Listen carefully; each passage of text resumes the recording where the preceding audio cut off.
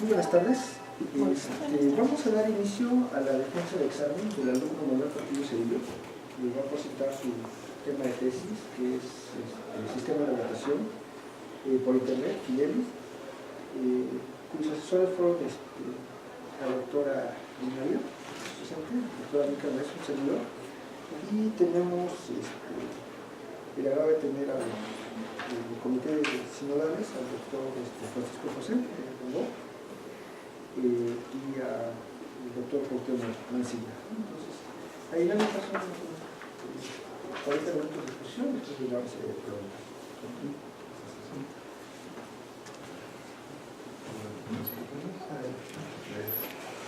Pues buenas tardes.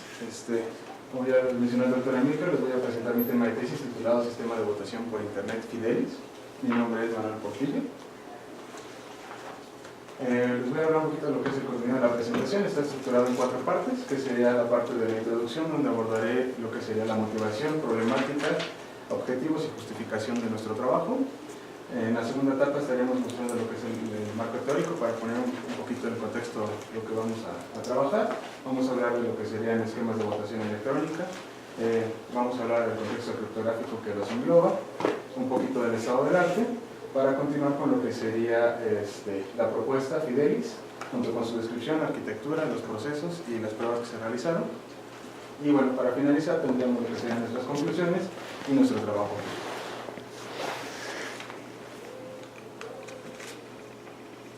Muy bien.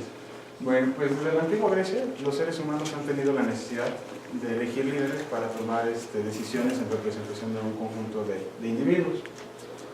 Hoy en día, según el economista, nos dice que actualmente existen 79 países que practican la democracia, es decir, llevan a cabo procesos de votación. Estos procesos de votación se pueden realizar desde el nivel gobierno hasta el nivel institución. Entonces, bueno, pues los avances en tecnología y la criptografía se han encargado de proveer herramientas que nos faciliten lo que sea el desarrollo de sistemas de votación electrónica. La pregunta sería, ¿por qué no migrar de los sistemas de votación tradicionales a los sistemas de votación electrónica? Bueno, aquí les voy a presentar un poquito de lo que serían las ventajas y desventajas de cada uno de estos esquemas. En lo que es el esquema tradicional, en las ventajas, entre comillas lo voy a marcar que es fácilmente auditable, puesto que tenemos en físico boletas de votación, etc. Estos, bueno, pues generan mayor confianza en los procesos y se requiere una capacitación mínima a cada uno de los electores para que puedan participar y emitir sus votos. En lo que sería con respecto a la votación electrónica, las ventajas es que el elector pudiera emitir su voto desde cualquier punto que tuviese acceso a internet. Se puede garantizar la integridad de las boletas sobre las cuales está trabajando, se puede verificar si alguna entidad de las que están participando en el proceso está comprometida, tiene bajos costos y bueno, reduce el tiempo del proceso de conteo a comparación de una de las desventajas que tiene lo que sería el esquema tradicional. Las desventajas que presenta la votación electrónica es que es difícilmente auditable, puede ser atacado por una entidad maliciosa y pues genera sospechosismo a comparación de lo que sería que en el proceso tradicional tenemos un poco mayor confianza sobre los que lo están llevando a cabo. Muy bien, entonces las herramientas computacionales nos permiten optimizar precisamente estos tipos de procesos. Y David Chom en 1981 propuso por primera vez lo que sería el término de votación electrónica. Se hizo un estudio del estado del arte en estos 6 trabajos que más adelante enlisto. Recopilamos los siguientes requerimientos de manera general que tuviese o que sería deseable que un sistema de votación electrónica contara. El primero de ellos es la autenticidad, esto es, que se tenga un control de acceso precisamente de todas las personas que pueden emitir su voto dentro del proceso.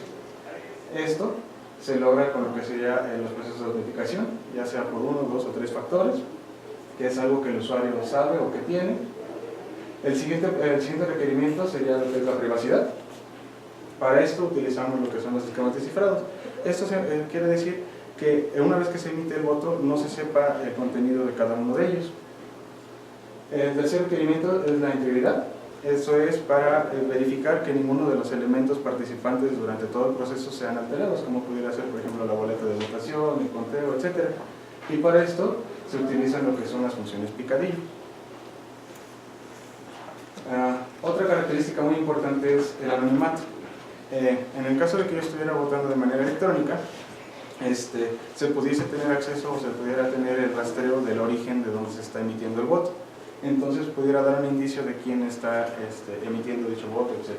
Entonces por eso el anonimato es una característica muy importante y esto se logra a través de los esquemas de Mixnet. Después, el siguiente término es la auditoría. En este caso, bueno, quiere decir que se permita verificar todos y cada una de las etapas de los procesos que se llevan a cabo, y los mecanismos que utilizamos aquí son pruebas de conocimiento nulo. El siguiente término, que sería precisión, esto es que bueno, se cuenten todos los votos, precisamente todos los que se recibieron participen en el conteo y el resultado sea correcto.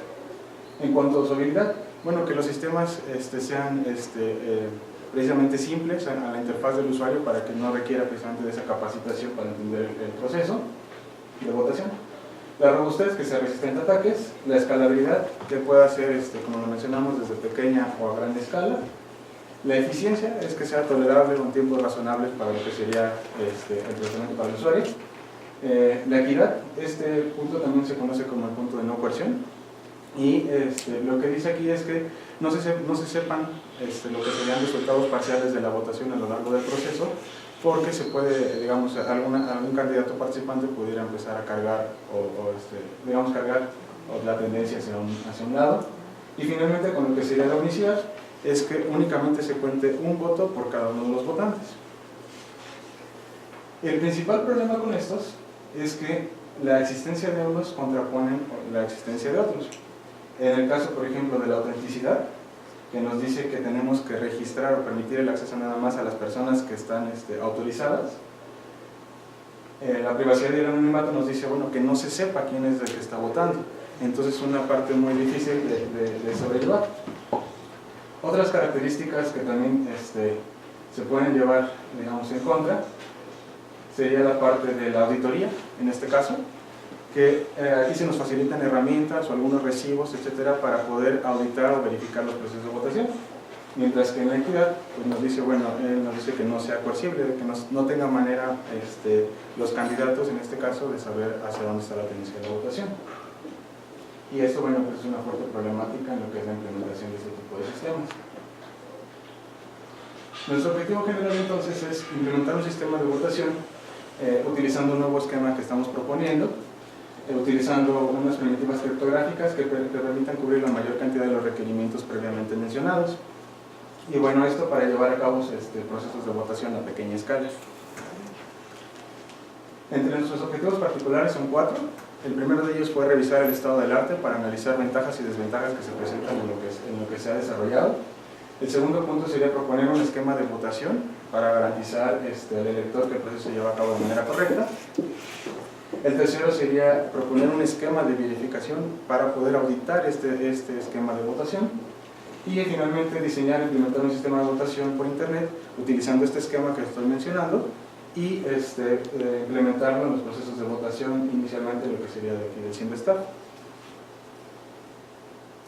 Bueno, nuestra justificación es que existen primitivas criptográficas, de todas las que les mencioné ahorita voy a detallar un poco más, pero tienen una gran eficiencia, pero son poco utilizadas en los esquemas de votación, puesto que no cuentan con mecanismos de auditoría. Es el caso del esquema de cifrado de PD. Y bueno, lo que buscamos ahorita sería aprovechar las ventajas que nos ofrece este esquema de cifrado para poder implementar un mecanismo y un esquema de votación electrónica. Muy bien, entre los esquemas de votación electrónica que se han desarrollado están clasificados en 3 rubros, lo que son los cifrados homomorfos, la Mixnet y las firmas a ciegas. El cifrados homomorfos presenta la ventaja de que permiten realizar las operaciones aritméticas, como por ejemplo, por decir algo, la suma de los votos o el conteo de votos sobre los textos cifrados. La desventaja que tiene es que requiere tiene un gran interés en lo que serían las pruebas de conocimiento nulo para poder ser auditable. Las características que nos brinda son privacidad, eficiencia y equidad. En cuanto a la Mixnet, permite que los mensajes de la red no puedan ser rastreados, garantizando lo que sería el anonimato y la robustez, pero la desventaja es que requieren grandes recursos computacionales para su procesamiento. Y finalmente tenemos lo que son las firmas a ciegas. Esas, bueno, en el caso de las votaciones electrónicas, permiten firmar las boletas por parte de alguna entidad certificadora sin revelar el contenido del voto que ya se emitió. La desventaja es que el factor ciego que precisamente se emite con las firmas a ciegas es que puede ser utilizado como un contrarrecibo, y bueno, esto contrapondría lo que sería la equidad o la no coerción. Estos nos facilitan las características de la autenticidad y la eficiencia. Nuestro trabajo está enfocado en los dos primeros. Bueno, voy a poner un poquito el contexto criptográfico. En este caso imaginemos que tenemos dos personajes, el profesor Skinner y la profesora Crowell, que se quieren comunicar entre ellos. El profesor Skinner envía algún mensaje a la profesora Crowell, y como no tiene ninguna seguridad, digamos en este caso Bart maliciosamente lo que hace es interceptar ese mensajito, y pues puede tener acceso a él y interpretar lo que está comunicándose entre ellos dos. Para esto se proponen lo que son los esquemas de cifrado. El primero de ellos sería el esquema de cifrado de llave privada, es decir, tenemos inicialmente lo que sería la llave amarilla. Es una llave que se comparte entre los dos personajes que quieren entablar la comunicación, y lo que se hace es que el profesor Skinner, en este caso, genera su mensaje, lo mete a una función de cifrado, vamos a llamarlo de manera general, utilizamos esa llave para cifrar, y se le pone como una especie de candadito a ese mensaje que se está queriendo enviar. En este caso, aunque Bart tuviera acceso a él, pues no tendría, digamos, la manera de cómo interpretarlo, y la manera en la que lo recibe la profesora Crowell es que en la función de descifrado utiliza la misma llave para descifrar y ya tiene el contenido que se está queriendo transmitir. Este es el esquema de descifrado de llave privada, y tenemos lo que sería el esquema de llave pública.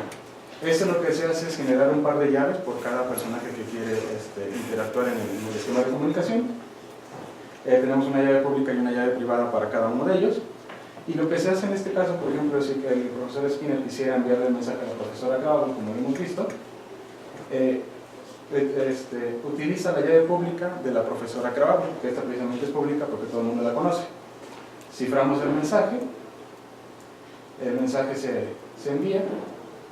De igual manera Bart no tuviera acceso a él, y para descifrarlo utilizamos la llave privada de la persona que va a recibir el mensaje, en este caso la de la profesora Crowell, y obtendría su mensaje en claro. Este es un esquema de llave pública y es el esquema que vamos a utilizar también en nuestro trabajo. Muy bien, entonces en estos esquemas de cifrado existe una clasificación que son esquemas de cifrados homomorfos. Estos, como les comenté anteriormente, permiten realizar las operaciones aritméticas sobre los textos cifrados. Ejemplos de ellos son RSA, Goldwasser-Mikali, El Gamal y Pellier. Voy a poner un ejemplo para que se entienda más o menos cómo funciona. Supongamos que tenemos tres mensajes. El mensaje 0 es 3, el mensaje 1 es 4 y el mensaje 2 es 2. Vamos a decir algo, lo sumamos y nos da en total 9. Entonces, en este caso, lo que hacemos con la llave pública sería cifrar cada uno de estos mensajes, y suponiendo que cada uno de ellos, por ejemplo, el mensaje 0 va a dar a la cifra 0, el mensaje 1 a la cifra 1 y el mensaje 2 a la cifra 2. Estos como tal ya no son los valores reales que se tenían en un principio. Ahora, aplicamos una operación matemática sobre ellos, de una operación aritmética, en este caso el producto, por ejemplo, el producto de ellos nos daría 35. Esto, lo que tenemos aquí, ahora lo metemos a un proceso de descifrado con la llave privada, y finalmente lo que tendríamos descifrado sería el resultado 9, que es el resultado que hubiéramos tenido como si los hubiéramos operado de forma clara, digamos. Bueno, entonces el esquema de descifrado de Pellier precisamente presenta esta característica. Fue propuesto por Pascal Pellier en el 99, es un algoritmo probabilístico y está basado en el problema de la descomposición de un número en sus factores primos. Se compone principalmente de tres algoritmos. El primero de ellos es el algoritmo de generación de llaves. Como les comenté, necesitamos una llave pública y una llave privada. En este caso se eligen aleatoriamente dos primos muy grandes, P y Q. Se obtiene el producto de ellos, se calcula la función phi de n, y lo que tendríamos en este caso, nuestra llave pública sería ese producto de los números primos, y nuestra llave privada sería el par del producto y la función phi de n. Devolvemos las dos, el par de llaves. El segundo algoritmo es el cifrado de Pellier. Lo que hace es utilizar la llave pública precisamente para cifrar un mensaje n. El proceso es el siguiente: se genera un aleatorio R y se aplica la siguiente ecuación. Es 1 más n, que es la llave pública, elevado al mensaje que se quiere cifrar, por el valor aleatorio que estamos generando R, elevado a la llave pública, y todo eso módulo n. Para el descifrado, tendríamos ahora la necesidad de utilizar la llave privada y el mensaje cifrado. En este caso aplicamos la siguiente ecuación. Phi de n, como hemos dicho, pertenece a la llave privada, y aplicamos todo la cifra elevada a la phi de n módulo n cuadrada menos 1 sobre n por el inverso de esa función phi de n, y todo eso módulo n. Y lo que devolveríamos al final sería nuestro mensaje claro. Muy bien, eso es en cuanto a los esquemas descifrados homomorfos. Ahora viene la parte del esquema de Mixed. El enfoque que tiene igualmente fue propuesto por David Chong, precisamente en su esquema de votación, y su función es brindar el anonimato. La idea que se tiene aquí es que en este caso tengamos una red de n servidores, denotados por SN, S0, S1 y SN, y tendríamos un conjunto de mensajes cifrados del lado izquierdo. Lo que se hace es enviar todos estos mensajes al primer servidor. Él revuelve los mensajes, digamos, y los retorna en un orden diferente a como se recibieron. Los pasa al siguiente servidor, aplica el mismo proceso, y así n veces hasta el último servidor, y al final del día lo que tenemos es digamos, un orden diferente al que teníamos inicialmente.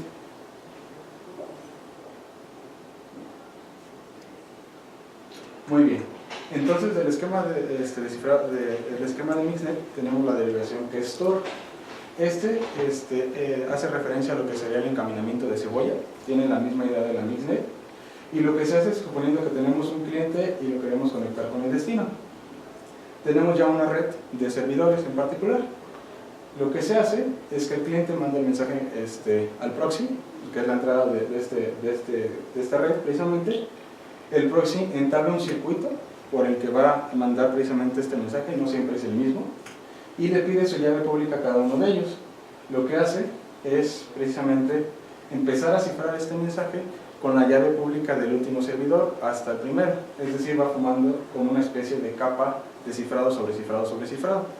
Esto es lo que le conocen ellos como la cebolla. Muy bien, entonces ahora ya teniendo nuestra cebolla precisamente, se envía esta cebolla completa, esta estructura, al primer servidor. Le quita la primera capa, que es de cifras, digamos, sale con una capa menos. Este proceso se repite por n servidores en los que se haya pasado, y digamos que se va pelando esa estructura, se va quitando las capas de cifrado, y al final de cuentas llega a lo que sería nuestro destino. Muy bien, entonces ahora las funciones picadillo, como lo mencionamos, nos ayudan a avanzar lo que sería la integridad en algunos procesos. Esta la vamos a denotar como una función h de x. Presenta tres características importantes. La primera de ellas es la resistencia a colisiones, es decir, que dadas dos entradas que yo tenga diferentes, las salidas siempre van a ser diferentes.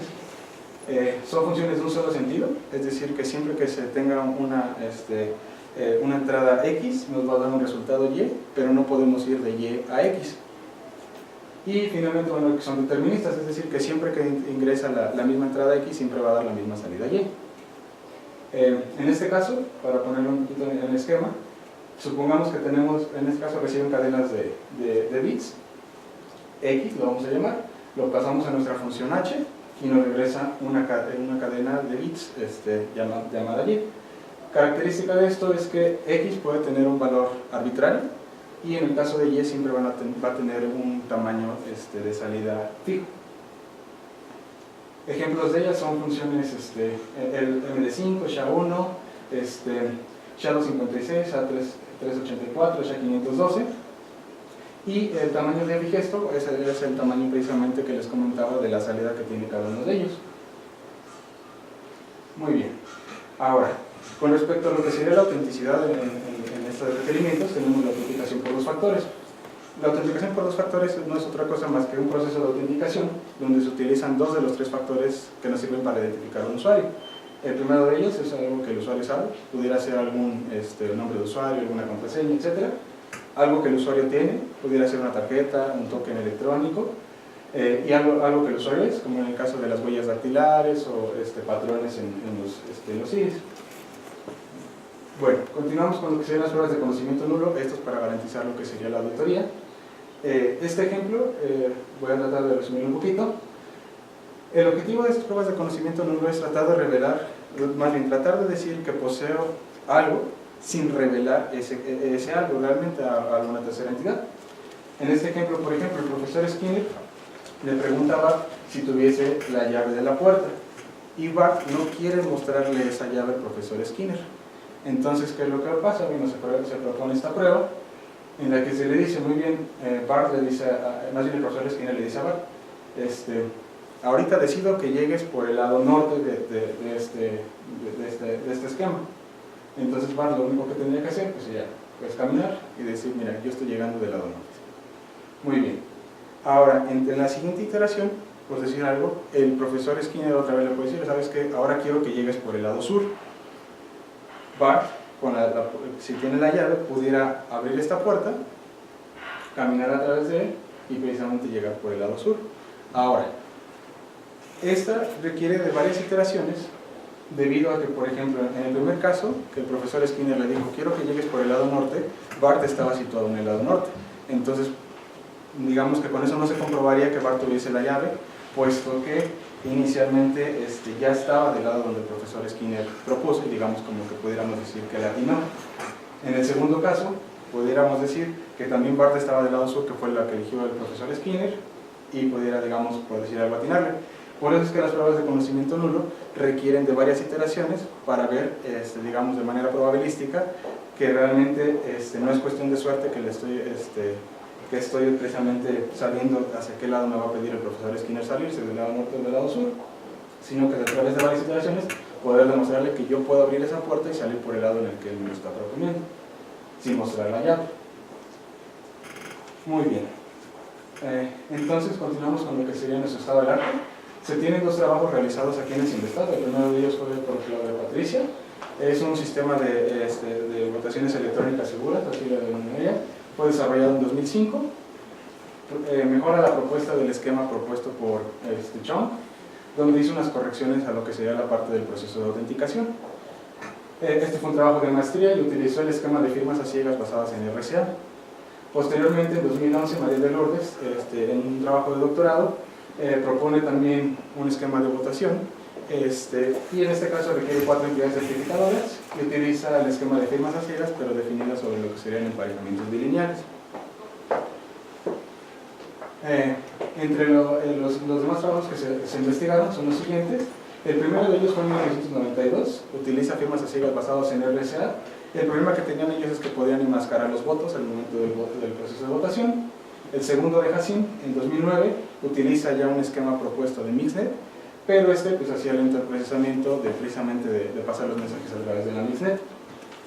Después, Chuntali utiliza también, en 2009, utiliza el esquema de firmas a ciegas para generar un esquema, y esto utiliza firmas digitales y requiere únicamente de una entidad certificadora para llevar a cabo este proceso. Yun Fan, en 2009, igual utiliza firmas a ciegas en RSA, y pues bueno, el problema que tenían ellos es que la autoridad pudiera estar comprometida y no se podía percatar el elector de que esto estaba sucediendo.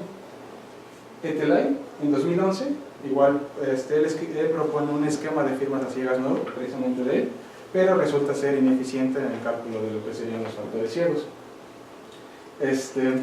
Y finalmente Sang, en 2015, propone un esquema de votación utilizando un esquema del mecanismo de Kerberos, y bueno, no garantiza lo que sería el anonimato.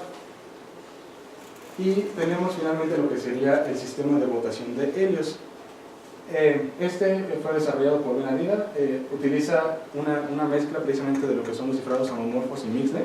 El esquema de cifrado que utiliza es el gamal, y tiene las siguientes características. El gamal lo maneja de manera exponencial, y esto hace que requiera resolver el problema del logaritmo discreto para obtener el resultado de los votos al final del conteo. Utiliza funciones picadillo SHA-256 y está desarrollado en Python sobre Django. Fue, digamos, que la inspiración del desarrollo de este trabajo, precisamente, ver qué pudiéramos mejorar sobre este trabajo ya implementado. Muy bien, entonces llegamos a lo que sería nuestra propuesta, que es Fidelis como tal. La descripción general sería que vamos a utilizar el esquema de cifrado de Pellier para garantizar lo que sería la privacidad. En la función picadillo vamos a utilizar la SHA-512 para la integridad. Vamos a utilizar también un esquema de Mixnet usando la red de Tor para garantizar lo que sería el anonimato. Y en cuanto a la prueba de conocimiento nulo, para la auditoría, en este caso se desarrolló precisamente esta prueba para poder auditar el esquema de Pellier. El contexto en el que se está enfocando Fidelis es que se encuentra diseñado para votaciones a pequeña escala, procesos de votación a pequeña escala, es decir, que tengan pocos electores. Muy bien, entonces la arquitectura que quedó fue la siguiente. Vamos a estar dividiéndolos en dos entidades, lo que sería nuestro cliente de Fidelis y nuestro servidor de Fidelis. En el primero de ellos utilizamos lo que sería la parte de, utilizamos en todo el desarrollo el patrón de diseño modelo vista controlador. Del lado del cliente tenemos la vista y un poco del controlador, voy a explicar por qué más adelante, programado en HTML5, JavaScript y CSS, y del lado del servidor tenemos lo que sería el servidor de la base de datos y el servidor de Fidelis, desarrollado en PHP y con el gestor de base de datos MySQL. La idea precisamente sería tener estos componentes y utilizar una red de Tor para que se pueda comunicar el cliente con la parte del servidor. Tendremos tres tipos de usuarios en Fidelis, que sería el administrador, el coordinador y el elector. Ahorita voy a explicar cada uno de ellos. Y bueno, las etapas del proceso de votación van a ser 5. Sería la primera de ellas el registro. En este caso sería la configuración, ya la votación como tal, el conteo de la votación y la auditoría, que precisamente en nuestra quinta etapa abarcaría la votación y el conteo. Vamos a iniciar con lo que sería el registro. Bueno, en este caso el coordinador sería el encargado precisamente de llevar a cabo, precisamente coordinar todo lo que sería el proceso de votación. Lo que vamos a hacer es registrar a todos los usuarios que queramos que participen en el proceso de votación. Esto pues para lo de la autenticidad precisamente. Entonces, bueno, el coordinador lo que va a hacer es registrar un usuario, el servidor va a generar un usuario y una contraseña de manera aleatoria y se le va a proporcionar este usuario y esta contraseña a nuestro lector. Él va a acceder al sistema precisamente, el Fidelis va a confirmar que se recibió el correo electrónico, vamos a ingresar el usuario y la contraseña que se nos proporcionó, esto va a activar nuestra cuenta en el servidor va a generar un token aleatorio precisamente para lo que sería la autenticación por 2 factores y esto se le envía al elector. Una vez que inicia sesión se le pide continuar, pero se le pide que cambie su contraseña a una contraseña que él conoce, ya no la proporcionada del lado del servidor.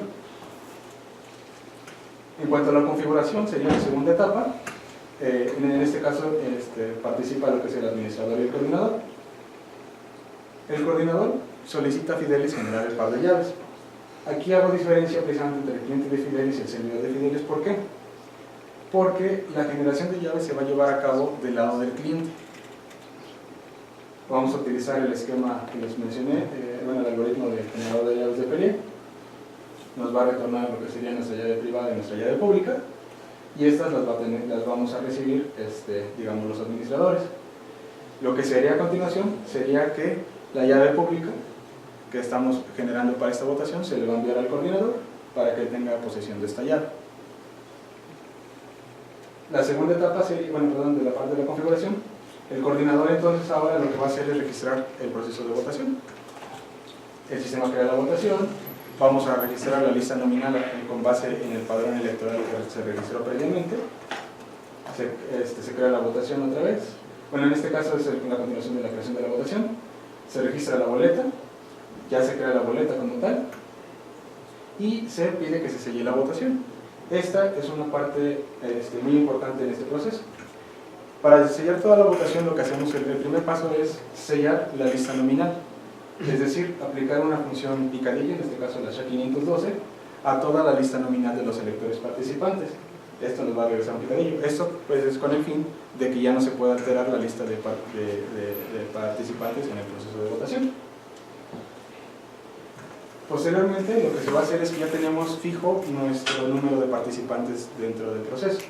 Ahora viene lo que sería la codificación de la boleta.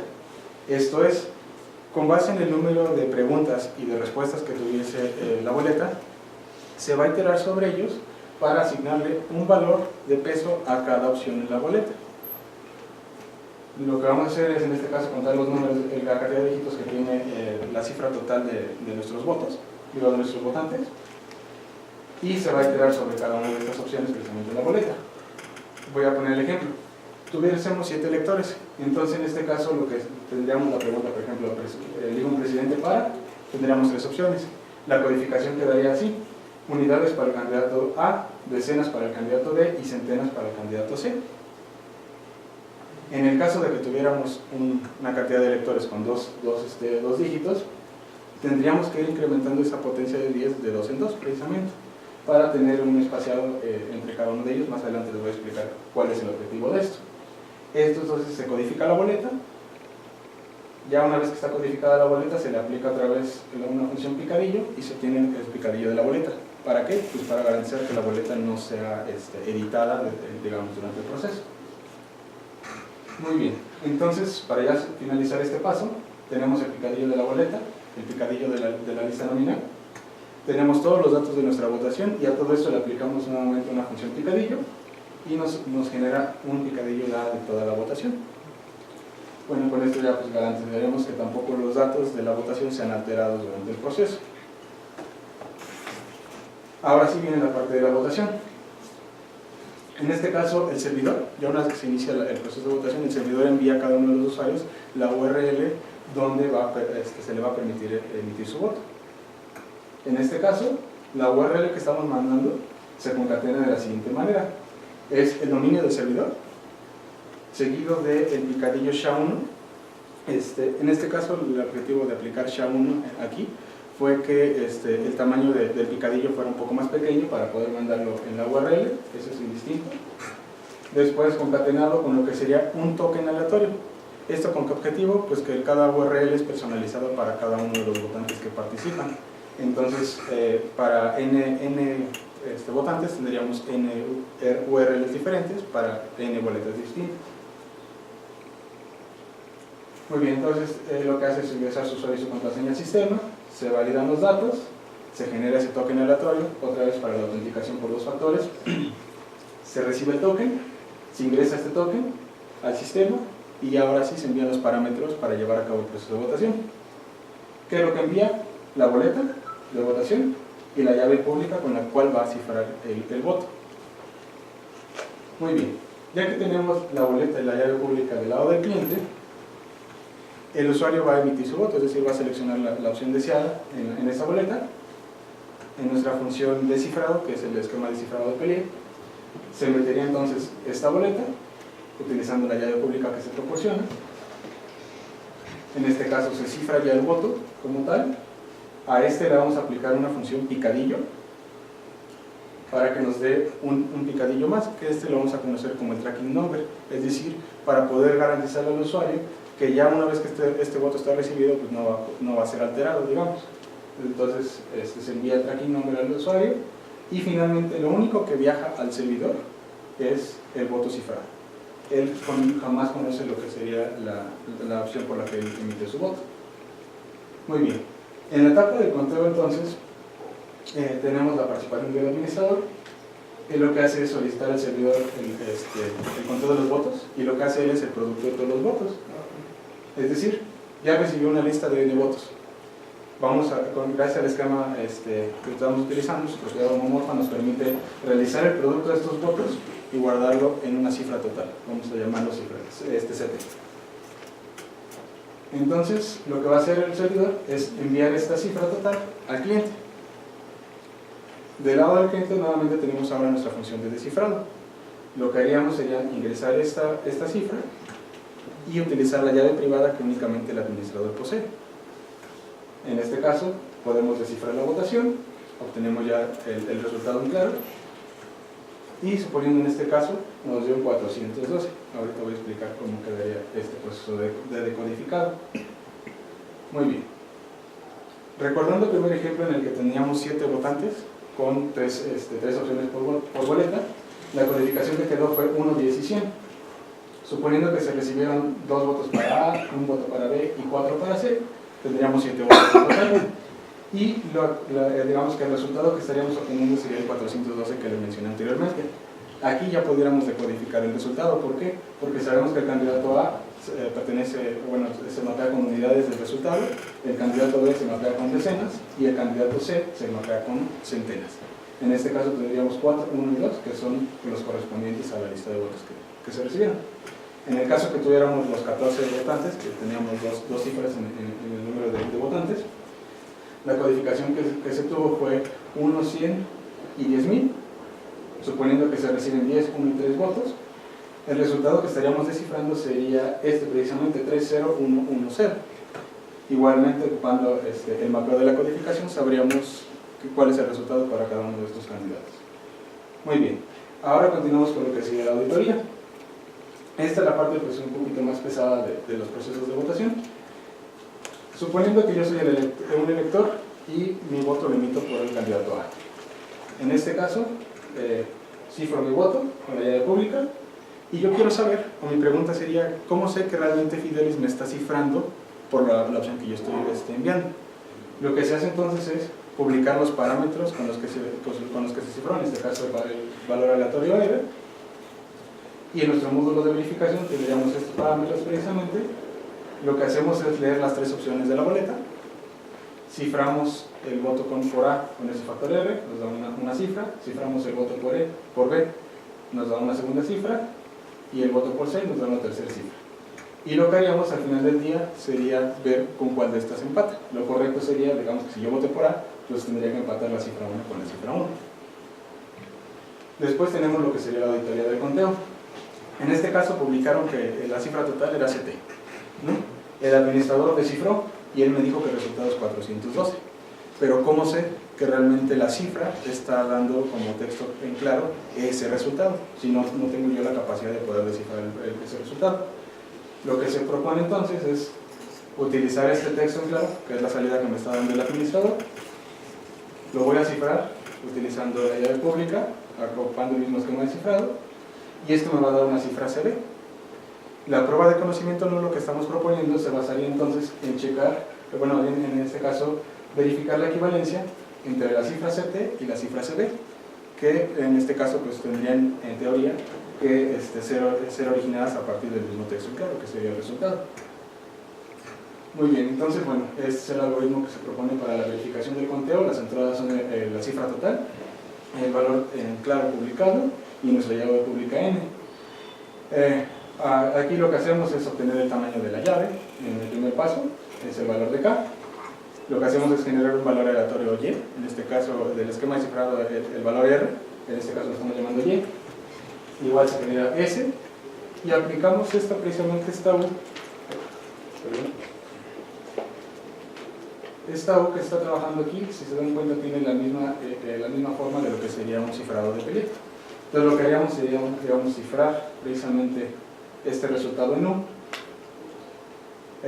Después lo que haríamos sería, en el punto 7, lo que haríamos precisamente sería dividir nuestra cifra total sobre el generador que estábamos trabajando con respecto al texto en claro. Obtenemos el factor R, digamos que es el producto de todos los R's utilizados en todos los votos. Y finalmente, bueno, aplicamos nuestra prueba de verificación. En este caso, si nuestra cifra obtenida con la cifra que se está publicando son equivalentes, tendríamos que devolver pues, que es cierto, que pertenecen al mismo texto en claro. De lo contrario, pues se devuelve falso.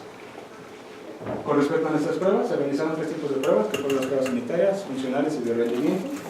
En cuanto a las pruebas unitarias, se probaron los 3 módulos pertenecientes al cliente, que es la generación de llaves, el cifrado del voto y el descifrado de la votación. En estos navegadores web en los que se probó, funciona sin mayor problema, precisamente porque tienen el soporte para las funciones en JavaScript que se utilizaron para el cifrado de los votos, la generación de llaves y el descifrado de la votación. Después tenemos lo que serían nuestras pruebas funcionales. Estas se verificó que realmente Fidelis cumplía con su objetivo en un con número variable de lectores. Se probaron aquí dentro del departamento. Fueron 1, 3, 7, 9, 10, 25 y hasta 38 electores, y los resultados fueron positivos. Y en cuanto a las pruebas de rendimiento, para la generación de llaves, el que mejor rendimiento tuvo precisamente aquí fue en esta parte, el que mejor rendimiento tuvo fue Google Chrome, digamos que fue el que menos tiempo demoró en la generación de llaves, mientras que Internet Explorer fue el más lento para esta tarea. Posteriormente, para lo que sería el cifrado de voto, en este caso, el que mejor rendimiento tuvo fue Safari, en este caso para la aplicación de escritorio, y el que peor desempeño tuvo fue Safari, pero para los dispositivos móviles. Dentro de los navegadores web, Internet Explorer siguió teniendo el peor desempeño. Y finalmente, para lo que sería el descifrado, de igual manera, se hicieron pruebas. El que tuvo mejor desempeño fue Google Chrome, seguido por muy poco de Safari para la aplicación web, y el que peor desempeño tuvo fue Internet Explorer. Ahora, una parte importante de estos precisamente son el tamaño de llaves que se están manejando aquí. Es decir, se cifran con llaves de 1024 bits, de 2048 bits y de 3092 bits. Y esos son los resultados que se están presentando a continuación. Y bueno, al final pues hicimos una tabla comparativa entre lo que son los requerimientos que cubre ellos contra los requerimientos que cubrimos nosotros con Fidelis. Con respecto a la autenticidad, los dos lo tienen, pero nosotros estamos mejorando, digamos, esta característica porque estamos implementando una autenticación por dos factores. Con respecto a la privacidad, igualmente los dos lo tienen. Estamos utilizando esquemas de cifrados homomorfos, en el caso de ellos el Gamal, en el caso de nosotros es Peniel. La integridad, ellos utilizan SHA-256, nosotros utilizamos una función SHA-512. En cuanto al anonimato, bueno, en este caso ellos se ven un poquito, digamos, perdiendo en esta parte, porque nosotros implementamos el sistema en la red de Tor, y esto pues, nos ayuda a garantizar un poco más el anonimato. En cuanto a la auditoría individual, los dos lo tienen. Implementamos nosotros también un mecanismo para auditar el voto, para la auditoría individual. En cuanto a la auditoría universal, los dos lo tienen, y nosotros propusimos una prueba de conocimiento nulo precisamente para auditar el esquema de cifrado de pelea. En cuanto a usabilidad, bueno, la interfaz se hizo un poco más sencilla con respecto a la de ellos. En cuanto a robustez, utilizan primitivas criptográficas ambos. Escalabilidad, aquí tenemos digamos, vamos a poner como un asterisquito, porque no se implementó, digamos, el mecanismo que estamos diseñando para hacer escalable Fidelis, pero lo estamos proponiendo. En cuanto a eficiencia, bueno, nosotros ya estamos evitando resolver el problema del logaritmo discreto, en el caso del Gamal, para poder obtener el resultado claro.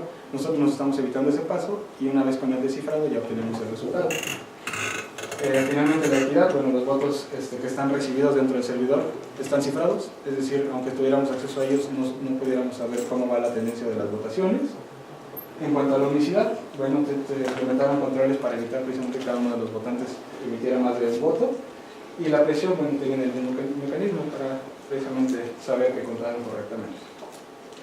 Nuestro trabajo futuro, bueno, sería la mejora en el desempeño del conteo, ya que en este caso se utilizó PHP y estamos utilizando bibliotecas llamadas, una biblioteca llamada BC, pero existe la biblioteca para GMP, y esto pues en lo que leí en la parte teórica es que GMP es 3 veces más rápido que BC. En cuanto a mejora en el desempeño de cifrado y descifrado, también en los trabajos que se leyeron, hay unas propuestas para reducir el costo computacional que tiene calcular el cifrado y el descifrado, que sería cuestión de implementarlos. Homogeneizar los módulos de Fidelis. Como les comenté, en el caso del servidor estamos trabajando con PHP, y en el lado del cliente estamos trabajando pues, con JavaScript. Entonces, sería bueno, digamos, unificar todo, que quedara en un solo lenguaje de programación. La seguridad de la descarga de llaves.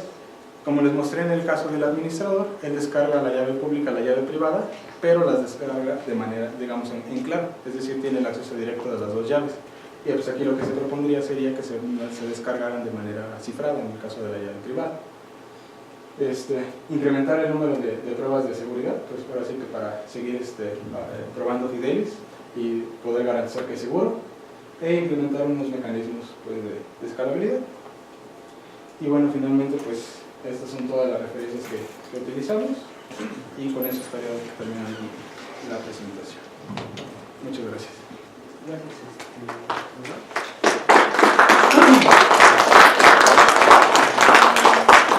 Bueno, la siguiente fase del examen es parte de preguntas. Como es tradición, empezamos con los invitados. Entonces, la doctora Gil, ¿se le da la palabra? Bueno, ¿cómo dirías tú o cuál es la limitante que tiene ahorita Fidelis en cuanto a la escalabilidad? Ok. En este caso,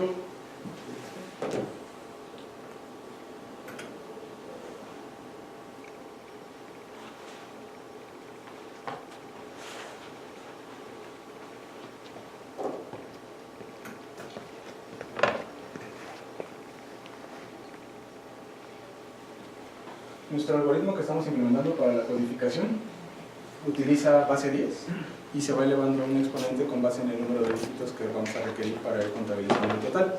Entonces, en este caso, por ejemplo, si tuviéramos un número de lectores muy grande, por decir algo en el país, en México, estamos hablando de que son millones. Entonces, precisamente esta variable de dígitos estaría del orden de los millones y estaríamos manejando potencias de 10 a millones. Entonces, bueno, esto pues estaríamos manejando pues, números extremadamente grandes y pues eso es la limitante que estamos trabajando, bueno, que se presenta con esta codificación. Es por eso que no se pudiera escalar en cuanto al número de candidatos y en cuanto al número de opciones que tuviera la boleta, porque por ejemplo pudiera ser un número pequeño de electores, pero a lo mejor tuviéramos un número muy grande de opciones y pues de igual manera estaríamos trabajando potencias de 10, pues incrementando de manera exponencial. Eso pues con respecto a lo que sería el número de electores. En cuanto a la parte de la equidad, pues las votaciones, por ejemplo, que se llevan a nivel nacional, sí tienen, digamos, un alto impacto con la parte de la coerción, ¿no? En este caso, que sí tiene que estar muy controlada esa situación, y pues en este caso con los Fidelis, pues no está, digamos, que diseñado para esa parte de la coerción. Digamos, se supone que es una coerción en la que es relativamente baja, procesos de votación pequeños. Y mencionabas que se hacía una propuesta de cómo solucionar este problema de la codificación en las boletas para que pueda tener una mayor escala, digamos, tal vez no para votaciones nacionales, pero mejorar la escalabilidad. ¿En qué consistiría esa mejora? Esta mejora, lo que propondríamos aquí es que se dividiera por bloques, por número de votantes, y tener, digamos, cada votaciones que dividan el número de votantes que se estarían trabajando en cada uno de ellos para tener un número pequeño de electores, por decir algo, en cada una de las votaciones. Ese es como el mecanismo que estamos poniendo. ¿Cuál es el objetivo cuando mencionaste tienes participaban dentro de la votación, tienes un coordinador y tienes un administrador? Okay. ¿Cuál es el objetivo que sean dos entidades diferentes? Y si existe la posibilidad de unificarlas, o qué sería el problema que es en el caso. ¿Lo hay? Ok. En este caso, mencionábamos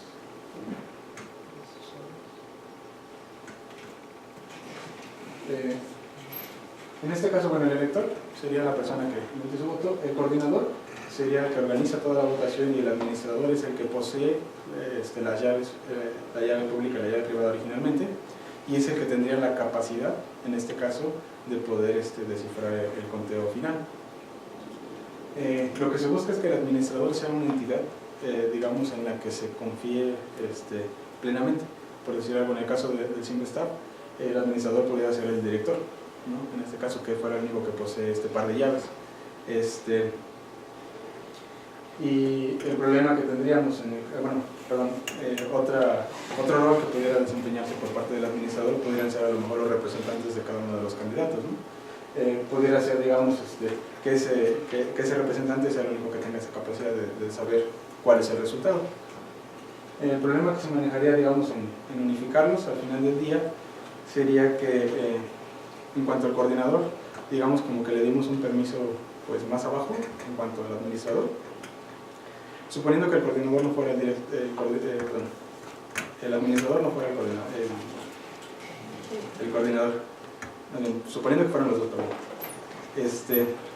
y no fuera el director, digamos alguna entidad X, por decirlo así. En este caso, el poseer la llave privada le daría una capacidad muy fuerte también de poder descifrar cada uno de los votos en dado caso de que él quisiera realizarlo de esa manera. Entonces, el objetivo precisamente fue que una autoridad confiable tenga las llaves, otra autoridad por aparte maneje todo el proceso de votación y ya pues, los lectores que participan en ellos.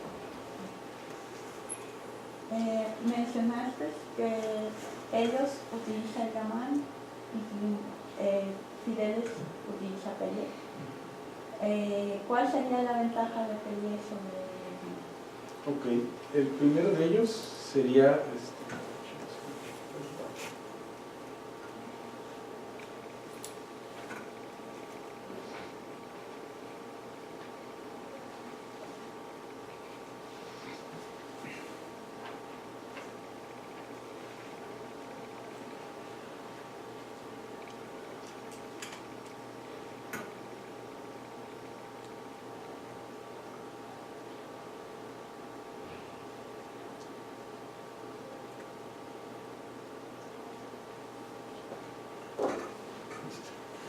por ejemplo, en el caso de la propiedad homomorfa del Gamal, lo que tiene la característica es que el producto de los textos cifrados es correspondiente al producto de los textos en claro. En el caso de Pelé, el producto de los cifrados equivale a la suma de los textos en claros. Entonces, por ejemplo, en el caso de la propiedad homomorfa del Gamal, suponiendo que tuviéramos dos cifras, de M1 y M2, realizamos el producto de ellos, esto nos estaría generando digamos que de manera clara el producto de los textos en claro, como bien le comento. Ahora, se maneja de manera exponencial, trabajando este exponente m, más bien este valor m, no como la base, sino de manera exponencial, para que, teniendo, digamos, un generador, en lugar de manejar el mensaje en claro como base, sino manejarlo como exponente, al tener el producto de los generadores, tendríamos la suma de los textos en claro en los exponentes, digamos. Al final de cuentas tendríamos este generador elevado a la suma total de estos votos. Ahí viene la parte del problema del Gamal, que requiere resolver el problema del logaritmo discreto para saber el valor de este exponente. En el caso de Pelé, pues ya nada más con realizar el proceso de descifrado, tenemos directamente lo que sería nuestro resultado en claro. Y para finalizar, ¿qué tipo de mecanismos incluiste para evitar el doble voto? Ok. El primero de ellos fue a nivel navegador, precisamente que validamos una vez que ya se ha pasado por la ventana de la emisión del voto, no se permita, digamos, se genera el voto, le digo que se ha notificado correctamente, que se ha enviado el voto exitosamente, pero ya no le permite regresar a la ventana de lo que sería la boleta. Esto es en cuanto a nivel navegador. A nivel base de datos, tengo un identificador precisamente que lo que va haciendo es que únicamente valida si el votante ya votó o no. Y si el votante ya votó, ya no permite, digamos, aunque se reciban más votos del mismo votante, como ya recibió uno en particular, los demás los va omitiendo. Únicamente va a contar el primero que se recibió.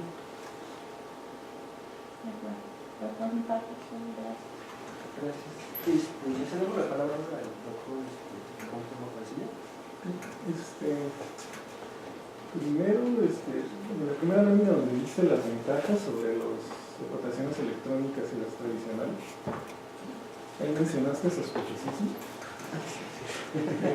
Es una palabra un poco visual. Para ti, ¿qué es lo que genera ese sospechosismo? Bueno, la desconfianza por parte de los electores, digamos, al saber que yo estoy ingresando mi voto y realmente no sé atrás de la máquina, atrás del equipo, qué está sucediendo, ¿no? En el caso del esquema tradicional, tomo mi boleta, emito mi voto y lo deposito en mi urna. Y digamos que ya con eso estoy seguro de que pues, mi voto está dentro de la urna, ¿no? En el caso de las votaciones electrónicas, no estoy completamente seguro. Entonces, pueden pasar varias cosas, digamos que se altera el voto a lo mejor en el viaje, como les mencionaba, a lo mejor el sistema está votando por otra persona, por otra opción que yo no elegí. Entonces, digamos que todas esas desconfianzas pues generan, digamos, sospechosismo, saber si realmente está o no funcionando el sistema. ¿Crees que todavía hay mucha desconfianza o miedo, digamos, de hecho, sí. Cuando se iniciaron los pagos electrónicos, por ejemplo, los pagos en línea y ese tipo de cosas. Bueno, la tendencia precisamente es esa, ¿no? Para manejar todo este tipo de transacciones ya a nivel electrónico. Tuve la experiencia precisamente de participar en un curso de votaciones electrónicas que se están implementando en otros países, como es el caso de España, Panamá, Estonia, Brasil, Perú también, que son países que ya están implementando los esquemas de votación. Y la pregunta fue precisamente, o sea, ¿por qué no se implementa ya, por ejemplo, en México, ¿no? Si tiene tantas bondades en ese aspecto. Y pues el problema es ese, ¿no? La desconfianza en este tipo de procesos y la desconfianza en las autoridades que llevan este tipo de procesos. Ahora, con respecto a eso, cuando mencionabas lo que era el administrador, ¿cómo es el coordinador? Por ejemplo, si suponte que fuera aquí en México unas elecciones, ¿cómo se llaman? Las federales, ¿quién fungiría ese papel, por ejemplo, de coordinador? ¿Sería el Instituto Nacional Electoral y ¿cómo se llama? El último, el administrador, puede ser el tribunal, digamos, por ejemplo? Más bien pudiera participar el tribunal, pero más bien, por ejemplo, aquí el administrador pudiera ser los representantes de los partidos políticos, en este caso, que ellos estén asesorando o estén defendiendo, digamos, que los votos de sus respectivos partidos. Y el coordinador, pues sí sería en este caso el distrito, por ejemplo. Bueno, con respecto a tu sistema, más o menos, ¿cuál sería el límite de electores que puedes manejar hasta ahorita? Ok. Bueno, en cuanto esto se basa también mucho en lo que sería el tamaño de llaves que estamos manejando. Por ejemplo, estamos manejando en el primer caso tamaños de llaves de 1024 bits. Entonces, digamos que nos permitiría tener un número de lectores menor a 2 a 2024. Entonces, se puede ir incrementando pues, de manera exponencial, incrementando el tamaño de la llave, y digamos que eso soportaría mayor cantidad de lectores. El problema ya sería cuestión de probar el rendimiento, ¿no? En este caso del servidor, que pueda precisamente procesar esa cantidad de datos, ese tamaño de tipo de datos que estaríamos procesando. Pero tú la máxima prueba que hiciste, fue 38 aquí en el centro, sí, fue aquí precisamente en el departamento. Y ahora lo que mencionas mucho de números que generas aleatorios. ¿Hiciste algo especial para generar esos aleatorios? ¿O utilizas funciones propias de los lenguajes? Ok. En el caso del aleatorio R, para el cifrado, encontré una biblioteca ya que maneja multiprecisión, que fue desarrollada en el MIT. No me metí a detalle cómo está implementando ese mecanismo, pero digamos que es una función no propia del lenguaje, pero sí es una que se desarrolló. En cuanto a la de los auditores, sí utilizo las que se generan por parte del proyecto. Okay. Ahora, con respecto, por ahí decías que le sacabas un hash a la lista nominal. Sí. ¿Qué pasa cuando la lista nominal, no sé, crees que fuera grande? ¿Crees que, bueno, se puede hacer así, ¿no? Pero no sería mejor, por ejemplo, usar una suma de hash, por ejemplo? ¿Has visto, por ejemplo, cuando bajas una imagen de internet, un archivo de varios gigas, te viene algo para ver si bajó correctamente, ¿no? Correcto. No es un solo hash, ¿no? Sino que se divide en partes y y de alguna manera, ¿no? Se juntan esas partes para poder verificarlo, ¿no? Creo que mientras va creciendo es mejor buscar otra zona, ¿no? Pero bueno, en el caso que es pequeña la lista, creo que no hay tanto problema. Ahora, cuando comunicas entre el cliente y el servidor, ¿hay alguna conexión segura como SSL y este tipo de cosas? En este caso no lo contemplamos porque pues ya como tal Tor nos permite manejar lo que sería ya implementas un propio intercambio de llaves entre los servidores precisamente hacia el proxy original, digamos al proxy de entrada de la red.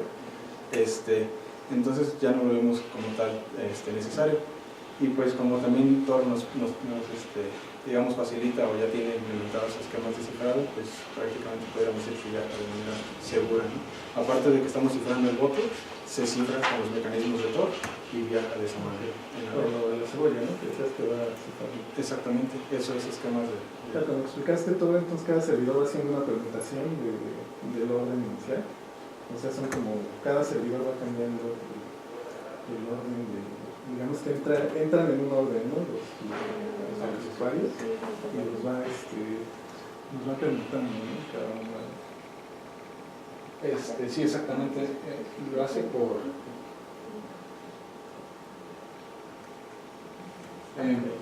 tuviéramos, por ejemplo, N servidores, lo hace por conexión. Una vez que establece ya el circuito, siempre va a ser el mecanismo precisamente para tener, digamos, la forma en cómo ir y cómo regresar. La ventaja que se tiene aquí es que, por ejemplo, una vez que se llega, digamos, al servidor cero, el servidor cero únicamente tiene el conocimiento de su origen y hacia dónde va a ir. Entonces lo que él hace precisamente es su cifra, etcétera, se lo pasa al servidor 1. Y el servidor 1 únicamente conoce el servidor 0, ya no conoce, digamos, el origen. Y así se va. Okay, otra cosa que te preguntaban para la escalabilidad, es que mientras va creciendo el número de usuarios, digamos, de habitantes, tendrías que ir incrementando el tamaño de la métrica, digamos, para calcular las funciones criptográficas. Entonces, cuando hablas de millones sería un costo tremendo, sí, sería muy costoso. Entonces, ¿tienes alguna idea de cómo se podría soportar una elección con millones de habitantes?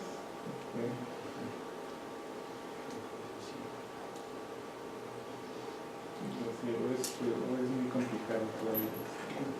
Es que, por ejemplo, en el caso de los implementados a nivel nacionales, como tal, el mecanismo de seguridad únicamente lo manejan, ellos manejan urnas electrónicas,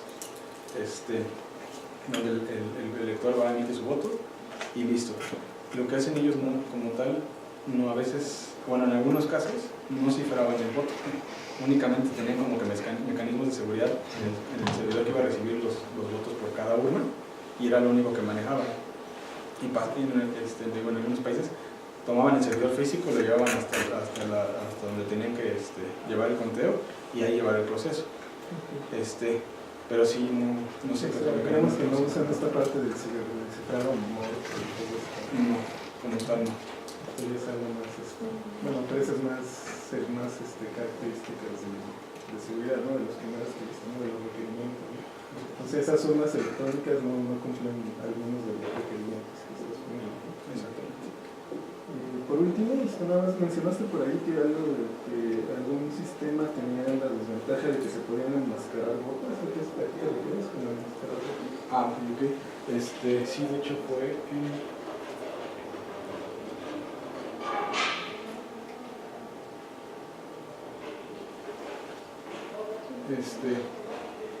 aquí lo que me refiero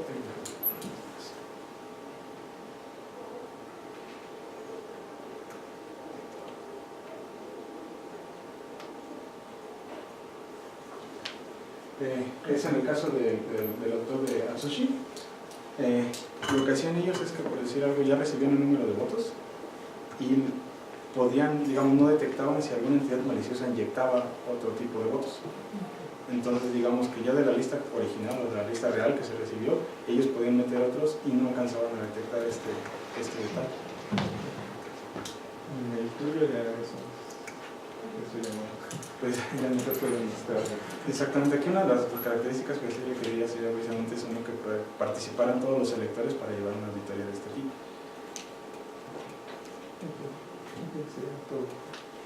Muchas gracias.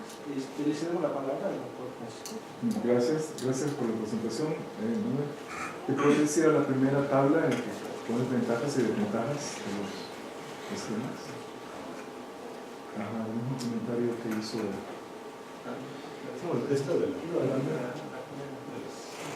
si vas a usar palabras coloquiales, esa palabra fue dicha por un político nefasto.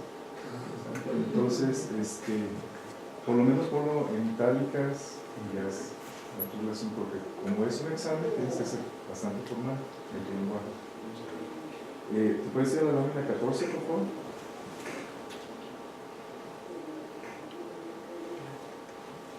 SK1, ¿qué es esa notación?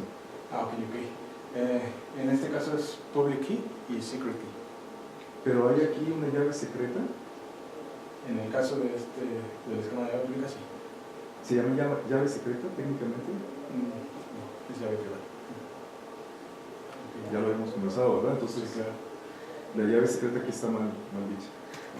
Sí, Aquí hablamos de llave privada. ¿Te puedes ir por favor a la lámina 18?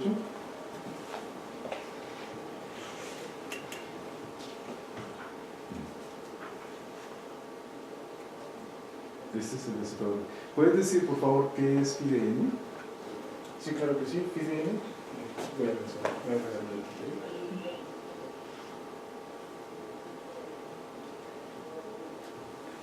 es una vez que se tienen los primos PICO, la función FIDN es el producto de P menos 1 por Q menos 1. Así se calcula. Exactamente. ¿Pero qué es? Es la función de Euler, ¿Y qué me dice? que implica que es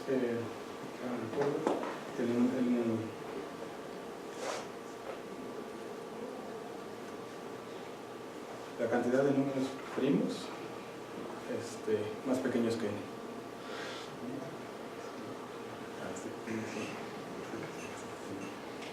No lo recuerdo. De números relativos, primos relativos. Primos relativos a n. Que no es número. Perdón. Entonces es fundamental para poder hacer este sistema de cifrado de Pellier, ¿verdad? Lámina 21, por favor. ¿Por qué ponen la igualdad como superíndice en la primera propiedad de las funciones picadillo? Bueno, ¿Es un error de dedo? es un error de dedo, sí, de hecho sí. En este caso, ¿en cuál se refiere? ¿En la primera? H de X diferente de... bueno, sí, superíndice. se movió la... Pero solo es un error. Sí, es un errorcito de la... La 26, creo que también hay otro error de ese tipo, ¿lo puedes detectar? Aquí. Con el esquema del año 2011.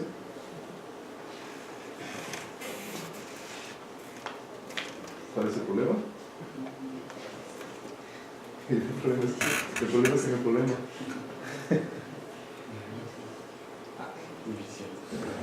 Entonces es un error de dedo, ¿verdad? La lámina 28, por favor. Es una pregunta que te han hecho ya los dos doctores anteriormente. Todas las de pequeña escala, rotación a pequeña escala. ¿Cuál sería la definición de pequeña escala? En este caso, un número pequeño, bueno, una cantidad de electores mínimo. Bueno, sí, es pequeño. ¿Pero qué es? O sea, puede ser menos de 100 personas, menos de 50 personas, Pues, más de... Bueno, ahorita está contemplándose, por ejemplo, en el caso de la implementación aquí en Simvestaf, es que manejamos un orden de los 1000 electores. Entonces, realmente volvemos a la misma pregunta. Cuando hablas, que tú mencionas como problema de tu sistema o como un aspecto a mejorar, la escalabilidad, ¿cuál es el número máximo de electores que acepta el sistema así como está? Ahorita como está, no he realizado pruebas, pero pudiera decir que para la rotación de 1000 electores funcionaría sin ningún problema. Sí, pero no me está contestando mi pregunta. De hecho, creo que la contestaste en función del tamaño de n mayúscula. ¿Cuánto vale n mayúscula como mínimo? Ok, en este caso 2 a la 1024. Ajá. Ese sería, digamos, el límite. Y tú sabes, te voy a hacer otra pregunta intermedia. ¿Tú sabes cuál es la población mundial en este planeta Tierra? ¿Cuántos hay? 7 millones, ¿no? 7.000 millones, ¿no? Billones serían en inglés, pero en español serían 7.000 millones. 7.000 millones puesto en potencia de 2, ¿cuánto es?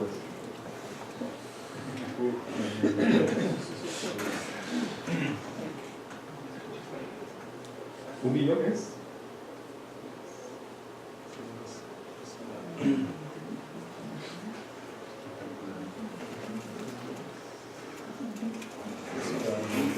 Eso es 1 millón. ¿1.000 millones?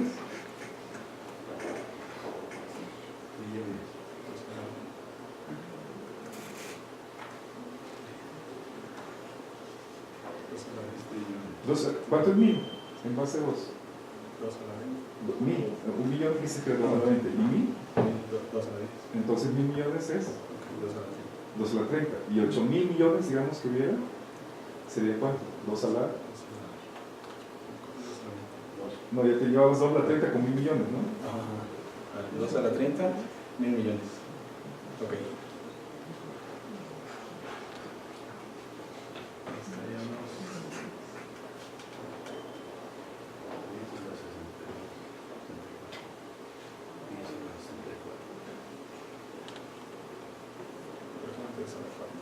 No, Es que ustedes no. pues debes de saber. Sí. 2 a la 30 son 1.000 millones. ¿Y el doble? ¿Son cuánto? 2.000 millones. ¿Y es 2 a la? 2 a la 40. No, 2 a la 20. No. 2 a la 30. ¿Cuál es el doble de 2 a la 30? 2 a la 31. 2 a la 31. Eso serían 2.000 millones. 4.000 millones Sería 2 a la 32. y 8.000 millones. Sería 2 a la 34. No, ya vas a 33. 33. Vale. Sí. Entonces, hay 2 a la 33 humanos en este universo, digamos. 2 a la 33 humanos. ¿Y cuál es el tamaño de tu llave? El más pequeño es de 1024. O sea, No de 2 a la 1024. 2 a la 1024. 2 a la 24 es un número muchísimo más grande que 2 a la 33. Entonces, ¿por qué dices de que está alimentado por pequeñas escalas? O sea, si es por esa razón, no. Porque hay 2 a la 33 humanos y tu llave es 2 a la 24. Ok. En este caso, el problema principal que se detectaría sería en la parte de la cohesión, que es el problema que se presenta en las rotaciones de gran escala, ¿no? Ya vamos, esa es otra pregunta que tú vas a más adelante, pero ahorita estamos hablando de la escala. Dijiste que no escala bien tu sistema. Que temes que si hay muchas opciones y hay muchos posibles selectores, que no te va a dar. ¿Sigues sosteniendo eso o revisaría que se comentara? No lo revisaría por completo porque la aritmética. Suponte que tuvieras 1 millón, una elección por ejemplo, del poli. ¿Cuántos son? 200.000, 300.000 la población de estudiantes, profesores. ¿La aguantaría tu sistema? ¿O fracasaría miserablemente? Una parte teóricamente sí, debería soportar. Pero revísalo porque no era lo que estaba diciendo antes, o sea, trata de contestarlo más con mayor seriedad, con mayor reflexión. ¿Se lo lograría o no lo lograría? ¿Lo recomendarías o no lo recomendarías? Pues sí, lo lograría en este caso. ¿Crees? Pues quizás sí, quizás no, pero sí lo lograría en cuanto a la codificación, eso no es un problema. Sobre todo si manejas una biblioteca de multiprecisión. Podría ser problema otras cosas, como que se volviera pruebas de rendimiento, que decías que se volviera un momento. Por ejemplo, no sabrías, el servidor de conteo tendría que multiplicar ahora cientos de miles de números, ¿no? ¿Qué tan rápido podría ser, por ejemplo? Digamos que por ahí iría el límite de la escalabilidad, pero por la codificación, creo que no. Como para reflexionarlo quizás. Y la lámina 32, por favor.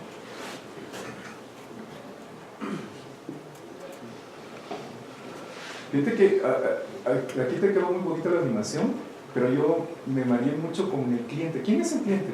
¿El cliente quién es el dueño de esa laptop? A veces el administrador, a veces el que vota. Ajá. Bueno, obviamente no siempre la misma laptop, pero es digamos el equipo. Por eso es que te confundo. Es el equipo del cliente, el equipo que utiliza el cliente. Ajá, pero el cliente es, por ejemplo, en este caso es el administrador. En este caso sería el administrador. Pero más adelante puede ser el votante. Exactamente. Entonces, ¿por qué llamarle cliente? ¿Por qué no llamarle la compu del administrador? ¿Cuál sería la idea de por qué le pusiste cliente? La idea nomás era separar entre los dos bloques de Fidelis, que es el equipo servidor y el equipo cliente. Era la idea prácticamente que teníamos de separar de esa manera. O sea, ¿por qué esa laptop no dice arriba laptop del administrador? ¿Por qué dice cliente? Bueno, porque hago referencia a que está instalado, bueno, ahí está ejecutándose el cliente de Fidelis como tal. Que en este caso representa al administrador y el servidor lo representa al coordinador. ¿O cuál es el? Es que no entiendo. Prácticamente aquí lo que hago es hablar dispositivos y usuarios. Separo, en este caso, del lado del cliente y del administrador, es el dispositivo cliente y es el usuario administrador. Lo que estoy haciendo es la diferenciación, digamos, en eso. Pero al final de cuentas es de manera genérica, digamos. Pero un dispositivo cliente tiene que tener un dueño, ¿no? Sí. ¿Quién es en este caso quién? Aquí, en este caso, el administrador. Pero si le das adelante ya no va a ser así, ¿no?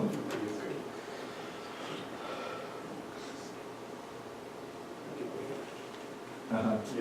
Aquí, ¿quién es el dueño del dispositivo cliente? Entonces eso es lo que yo siento que está mareado. Por lo menos a mí me mareó. Ya.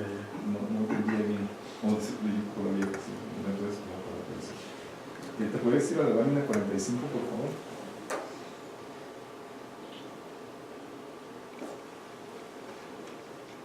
Nada, este es, De verificación del conejo. o sea, la prueba de conocimiento nulo, ¿no?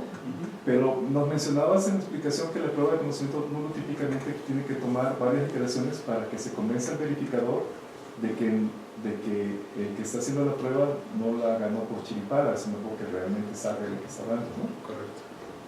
Y esta prueba, por la matemática que está ahí, no resulta que si falla la primera vez ya va a fallar siempre, o sea, no basta con una iteración para saber si está haciendo trampa.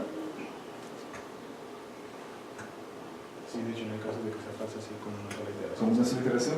Entonces me da la impresión de que no, al menos no sería una prueba de conocimiento nulo en el sentido clásico, de que tienes que hacer varias iteraciones para que el verificador se convenza de que no es chiripada, sino que realmente sí tiene conocimiento. Aquí a la primera se da cuenta. Entonces quizás habría que revisar el nombre de prueba de conocimiento nulo. ¿De dónde viene este procedimiento? ¿Quién lo propuso? En este caso, No lo propusiste tú, ¿verdad? no, fue una adaptación de una prueba. Este esquema, inicialmente, recuerdo el nombre del autor, No es Pelí tampoco. no, de hecho no es Pelé.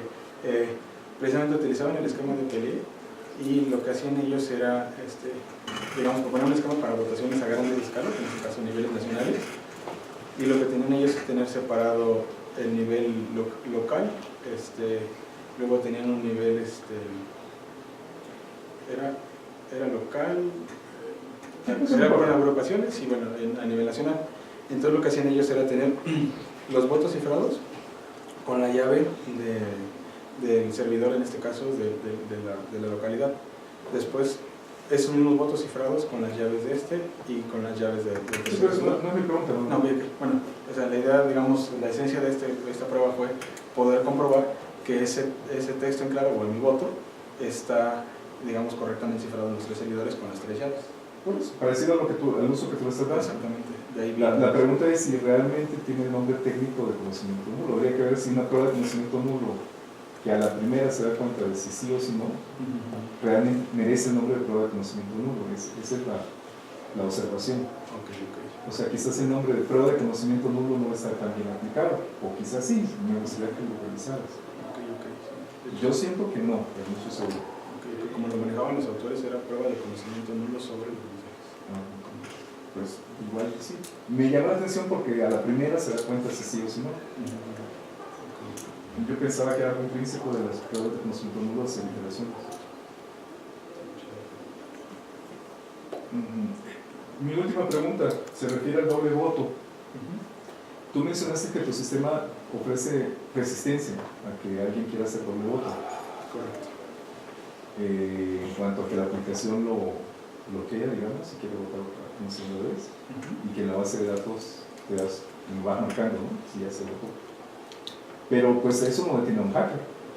Eso más bien incentiva a un hacker, ¿no? Dice, ¿cómo le puedo dar la vuelta a eso? Entonces mi pregunta es, ¿qué tan robusto consideras tú que son tus medidas de evitar el doble voto frente a un hacker determinado a jugarse la vida con tal de franquear tu sistema, vulnerar tu sistema?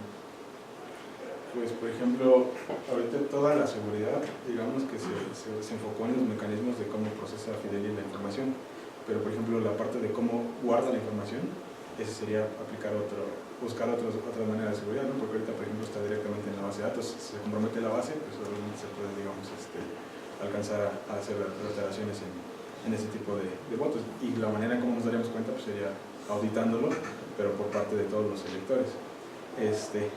Ahí queda un punto muy importante en este caso, que sería la seguridad en cómo vamos a almacenar entonces ya la información. O sea, que si tú te metes en la mente del hacker, y además con el conocimiento que tienes de ese sistema hasta sus tripas, ¿por dónde atacarías? Pues en este caso la base directamente. A la base de datos. La base de datos directamente. Ahí es más seguro. Sí. Gracias. Muchas gracias. Entonces, bueno, finalizar. ¿Te puedes ir a tu baño de la primera?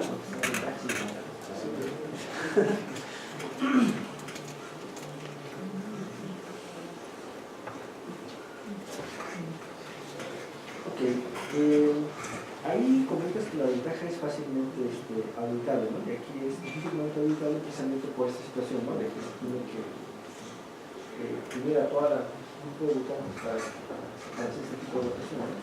Entonces, eso también como que también te da una idea, ¿no? Sobre cuál será la escalabilidad de los sistemas y lo que es auditable, ¿no? También. Con respecto a la auditoría. Sí, digamos, son votaciones nacionales, quieres hacer la auditoría, entonces tú dijiste que requieres a todos, ¿no? Que todo el mundo haga la auditoría, ¿no? Ah, sí, lo entendí. Sí, sí, sí. En el caso, en este caso, perdón.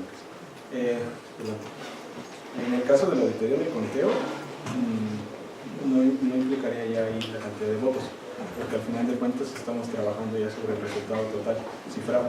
Entonces ahí podemos tener la cantidad de votos, lo que sea,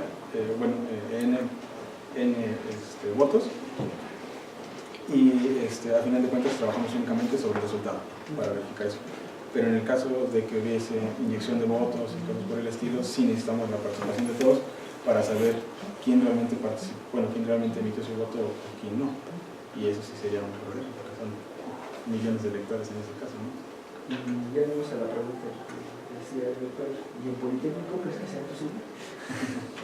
Pues yo creo que sí, llevaría un poco más de tiempo, pero sí podría ser posible.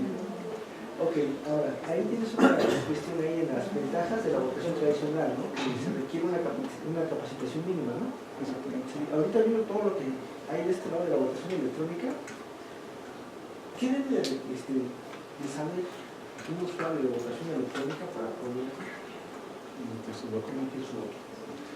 Pues primeramente el conocimiento del manejo de los equipos. Ese sería el manejo del sistema como tal, sería la siguiente. Y bueno, pues Saber leer y escribir, ¿verdad? es que realmente ese es uno de los grandes problemas, ¿no? También en cuanto a la implementación de votos, porque por ejemplo decían ellos cómo manejar votos, bueno, en el curso decían cómo implementar urnas electrónicas, por ejemplo localidades que no tienen acceso a internet y cosas por el estilo. Sí hay muchas limitantes en cuanto a ese tipo de implementación.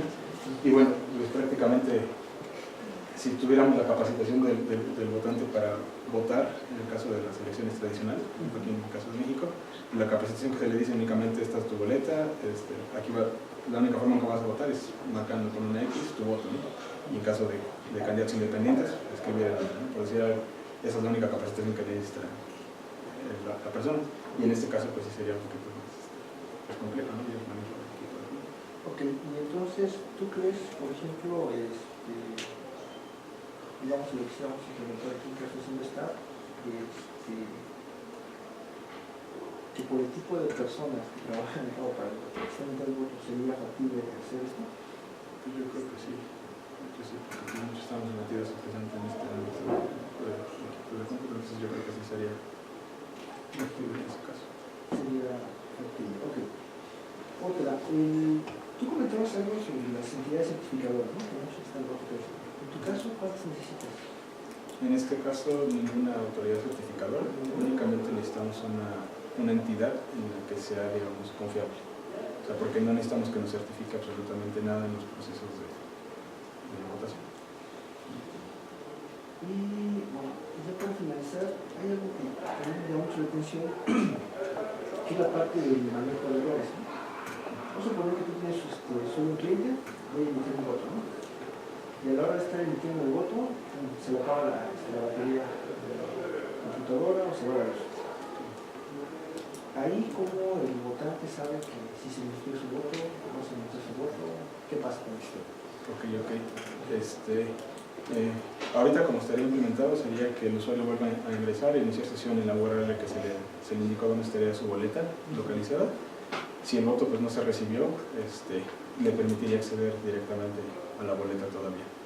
En el caso de alguna mejoría, pues sí sería a lo mejor prudente, bueno, no sé qué tan prudente sería guardar el voto cifrado, digamos, retenerlo en la memoria local, en lo que se tiene, bueno, por ejemplo, que se para la conexión a internet o algo así, tener la manera de cómo enviar ese voto cifrado. Porque, por ejemplo, cuando se hace una transacción bancaria, tú metes una transacción segura, ¿no? Con un protocolo, ¿cómo se llama? El two-phase commit, ¿no? Pero si estamos pasando, por ejemplo, por la parte de todo, ¿sería factible meter un two faces con él? Si tiene que pasar por la PC de todo. O sea, imagínate que estoy mandando el mensaje, entra todo, y en algún punto se cae un nodo. Persona que está haciendo la parte de seguridad. La transacción no llegó a su fin. O si llegó a su fin, necesita regresar y decir, ¿sabes qué? Sí se hizo para que yo no pueda trabajar. ¿Todo no sería una limitante para meter un two faces con él? De hecho, sí. Y también sería una limitante con respecto al, en este caso, contra los requerimientos mismos del sistema como tal. Porque es antes de las cuestiones, ¿no?, que comentábamos que se contraponían. En este caso, cómo saber o garantizar que se está llevando a cabo correctamente la transacción y al final de cuentas se cumplió, sin tratar de comprometer, digamos, la identidad del elector para devolverle esa notificación. Entonces sí, digamos que son de las cosas que habría que valorar que se contrapone. ¿Qué es mejor, no? Si tener una transacción segura o permitir la parte de anonimato. Exactamente. Porque en ese sentido, o sea, como comentaba el doctor Botomo, en la parte bancaria, pues resolver mucha gente ya tiene un poquito más de confianza en las transacciones bancarias, solamente por, bueno, implícitamente está este protocolo, ¿no? Si no lograste hacer bien tu transacción o demás, o se verifica que tú no te llegó la notificación de que esa transacción se llevó a cabo, se cancela, ¿no? Se anula. Pero en este caso no habría manera, ¿no? No, como tal, no. Al final del día, únicamente la manera en cómo sabríamos si llegó o no el voto, ya una vez que se publicó todo el resultado, se publica toda la lista de los votos cifrados que se recibieron.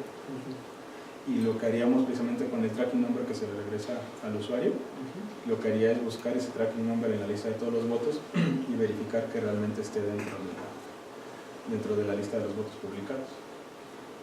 Esa sería la manera que haríamos. Bueno, por mi parte sería todo. Gracias, un comentario final para conocimiento del auditorio.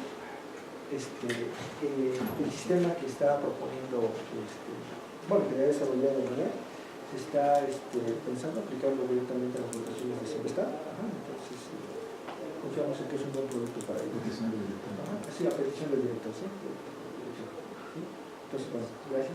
¿Hay preguntas por parte del público? Mi nombre es Conrado, cuasi doctor. Vaya, le pregunto nada más, si pudiéramos hacer a un lado el sospechosismo que fue un güerito que introdujo al lenguaje político del PAN, todas las dudas, toda la corrupción que pretendemos que haya, el sistema, ¿a cuánto se reduciría? Si le quedamos todas las cosas, todos los candados que tienes que ponerle por todos lados. Una cosa muy sencilla, de hecho. Entonces así podríamos trabajar 7,000 millones de gentes. Que no, hay que tomar en cuenta que no todas votan. Cuando más votarán el 30% de las gentes. El problema se reduce a 2,100 millones de gentes. Gracias. Gracias.